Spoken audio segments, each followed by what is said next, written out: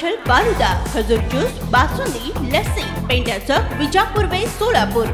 24 तारखेला आमची अंतिम बैठक आहे। तुम्हाला नाही पश्चाताप करायला लावला तर नाव बदलून ठेवीन, असं जरांगी पाटील यांचा सरकारला इशारा देण्यात आला आहे।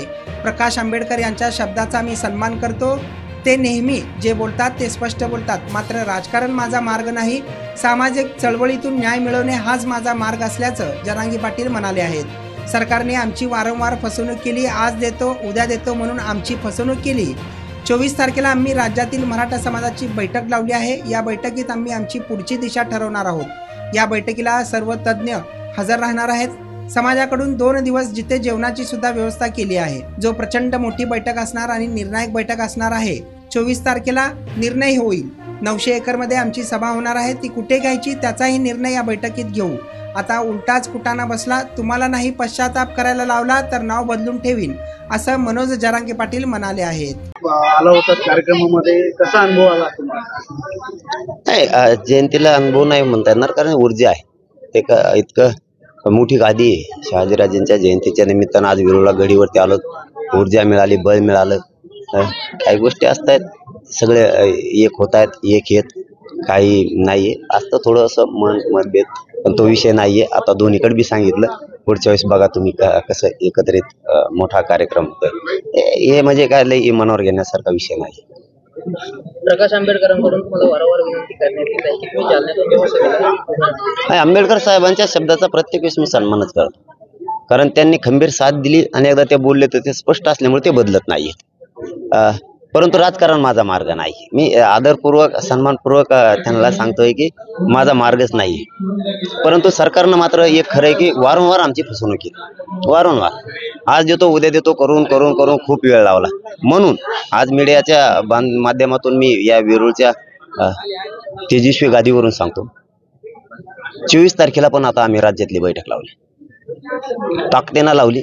मराठा समाजाची पुढची भूमिका काय दिशा आहे याबाबत संभ्रम नको, काय आहे कसं आहे काय आम्ही तिथून ठरवणार आहेत। सगळे महाराष्ट्रातले साखळी उपोषण करते, आमरण उपोषण करते, सगळे स्वयंसेवक, कार्यक्रमाचे आयोजक, नियोजक, शेतकरी मराठा, कष्टकरी मराठा, शिक्षक मराठा, वकील बांधव, अभ्यासक आरक्षणावरचे डॉक्टर, हे सगळेचे सगळे त्या 24 तारखेला बैठकीला अंतरवाली या ठिकाणी जिथं आपली जिथं आपली सभा झाली त्याच ठिकाणी आपण भव्य असा मंडप उभारतोय। तिथं रात्री मुक्कामी काही बांधव येणार आहेत बाहेर जिल्ह्यातले, त्यांच्यासाठी जेवणाची त्याची व्यवस्था समाजानं केली आणि दुसऱ्या दिवशी म्हणजे 24 तारखेची पण केली, 23 तारखेला येणाऱ्यांची पण केली आणि 24ला पण। आज या मीडियाच्या बांधवाच्या माध्यमातून मी महाराष्ट्रातल्या मराठा समाजाला जाहीरपणानं आवाहन करतोय की आपण एकत्रित बसून पुढच्या आंदोलनाची दिशा, भूमिका नेमकी आपली काय याबाबत आपण सगळ्यांना यावं बैठकीला। आपण सगळ्यांना एकमतानं चर्चा करून निर्णय घेऊ, कारण ही प्रचंड मोठी बैठक असणार आहे मराठा समाजाची आणि ही निर्णायक पण असणार आहे। कारण आता आमची खूपच फसवणूक झाली। त्या दिवशी कॅबिनेट आचारसंहिता लागायच्या अगोदर सगळ्या सोयऱ्यांची अंमलबजावणी करण्यासाठी घेतली होती, नाही केली।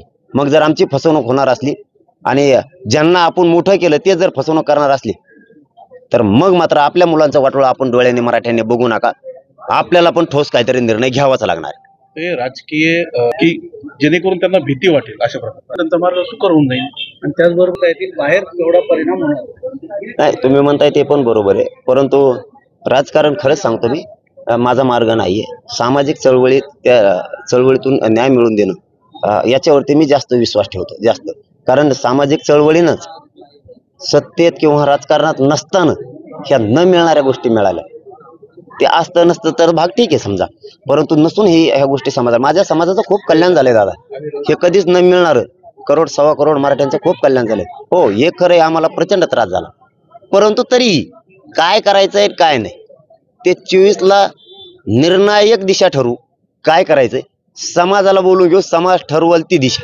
त्यासाठी 24 तारखेला अंतिम निर्णय म्हणायचा आमचा बी महानिकाल, काय जे ठोस निर्णय घ्यायचा एकमताने घ्यायचा आणि त्याच्यावरच हातोडा मारायचा। तुम्ही कायद्याने खेटायला लागले ना आम्हाला, आम्ही कायद्याने खेळतो तुम्हाला। आता या भूमिकेवरती 24 तारखेला प्रचंड मोठी सभा होणार आहे, बैठक होणार आहे। तिथं कुठेही आम्ही 900 एकरमध्ये सभा घेणार आहे, तिचीही दिशा ठरवणार आहे तर कुठं घ्यायची आणि आपली भूमिका काय, आपली फसवणूक झाली त्याच्याबद्दल समाजाचं मत काय, लेकरू म्हणून त्यांना विचारणं काम आहे आणि त्याच्यावरती मात्र ठोस निर्णय होणार आहे। मग सरकारला कळणार आहे आपण सगळ्या स्वारीची अंमलबजावणी केली असतं तर बरं झालं असतं. आता उलटाच कुठाना होऊन बसला. तुम्हाला नाही पश्चाताप करायला लावलं तर नाव बदलून ठेवी.